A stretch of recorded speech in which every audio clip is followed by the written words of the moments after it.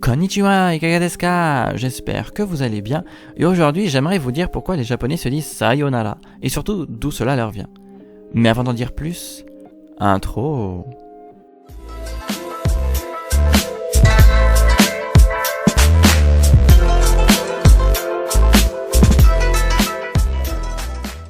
Le mot qu'on connaît tous pour passer être le au revoir cordial, voire même selon le contexte adieu, serait en fait comme pour konnichiwa et konbanwa la contraction d'une expression.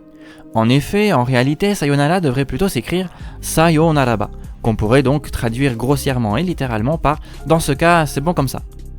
Sayo s'écrirait alors avec le kanji de gauche et de motif et se traduirait par c'est bon, comme ça, effectivement, ou alors laisse-moi voir.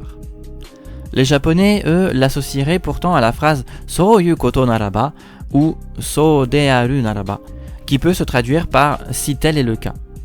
Bien sûr, je vais vous voir venir avec votre « Pourquoi une telle phrase pour se dire au revoir ?»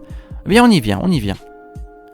En fait, sayonara n'est pas ce que les Japonais disaient à l'origine, semble-t-il, puisque durant la période Heian, il semblerait qu'on disait plutôt « saraba », comme on peut le voir écrit dans les premières versions datant de la même époque du conte sur le coupeur de bambou Taketori Monogatari, ou encore dans le célébrissime Genji Monogatari. Ce terme viendrait alors du mot sari qui peut se traduire par être ainsi ou état naturel. Puis, durant les périodes de guerre, avant l'époque Edo en somme, il disait probablement sayo de gozaimasu ou sayo desu, qui peuvent se traduire par c'est bon, c'est comme ça, ou encore effectivement. Tandis qu'après la révolution Meiji, on commença effectivement par dire le simple sayonara. Il serait même dit que les personnes proches et le peuple utilisaient l'expression o saraba, tandis que la caste des samouraïs disait plutôt shikaraba, toujours avec le même sens bien évidemment.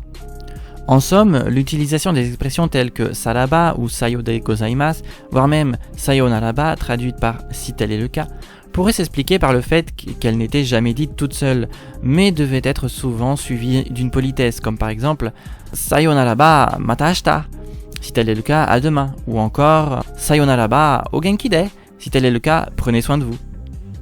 Voilà, cet épisode est déjà terminé, j'espère qu'il vous aura plu et vous en aura appris plus.